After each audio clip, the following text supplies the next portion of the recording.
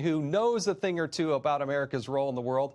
It's Congressman Mike Turner, a Republican from Ohio, who's also the chairman of the U.S. delegation to the NATO Parliamentary Assembly. I had the honor of serving with Mr. Turner in the Congress, and I thank you, sir, for being here.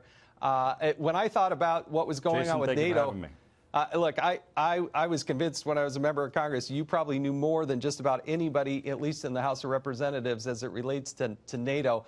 Earlier, I put up a graphic about the tens of billions of dollars that are now starting to flow to our NATO partners. What sort of effect do you think Trump has had, although unconventional, in pushing our NATO partners to pony up and pay their fair share?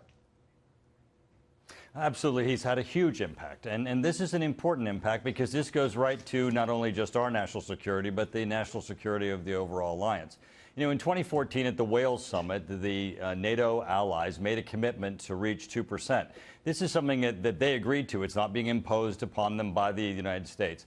But at the same time, they were not reaching this goal. President after president, Secretary of Defense after Secretary of Defense would point this out and would chastise our NATO allies, but no real movement was being made.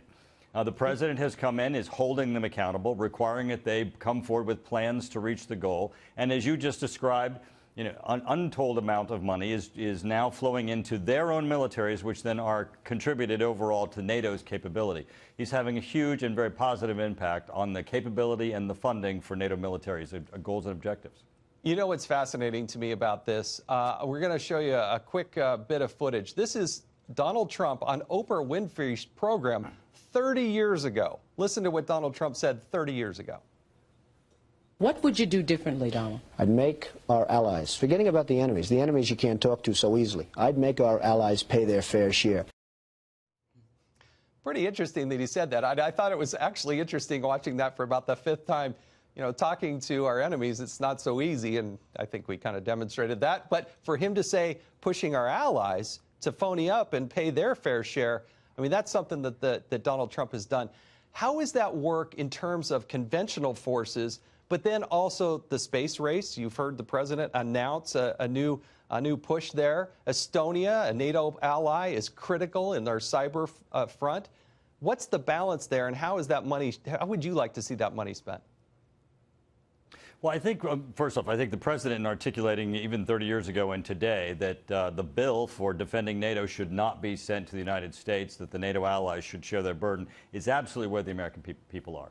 And I think that needs to be communicated clearly to the allies. Well, you know, Russia itself has an economy somewhere between that of Italy or Spain, not Italy and Spain. Yet they have a military that's capable of threatening all of Europe. What we need to see from our European counterparts are investments in real capabilities. We have forward deployed our forces to help counter some of the aggressiveness of Russia along the border, but they need to look at real capabilities, ground capabilities, air capabilities, so that they can actually deter Russia. This is a real issue of not just, you know, can you win in a conflict, or, you know, how do we engage in deployments, but how do we avoid conflict? And that avoidance of conflict is investing in deterrence, and that's having a military capable of your adversary looking and saying, you know, I don't want to mess with you, this cost would be too high. But there are a lot of people that are concerned that now that there's $600+ billion, nearly $700 billion going into the military, where other countries, China, Russia, and others, can play at an equal footing with the United States, is in the cyber front. So how do we attack that? Where do we spend that money? And what do we do when we know that Russia is attacking the United States on the cyber front? Right, absolutely. And you are absolutely correct that we do know this. Well, we're doing it on a couple of levels. One, obviously, is trying to work with both industry and with government infrastructure to try to fortify our electronic systems so that they're not subject to hacking. Working also with our allies so that they're not a backdoor to all of this.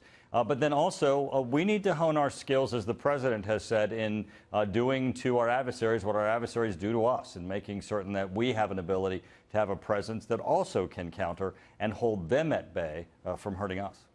Yeah, I think this is one of the big questions for our country and for our population.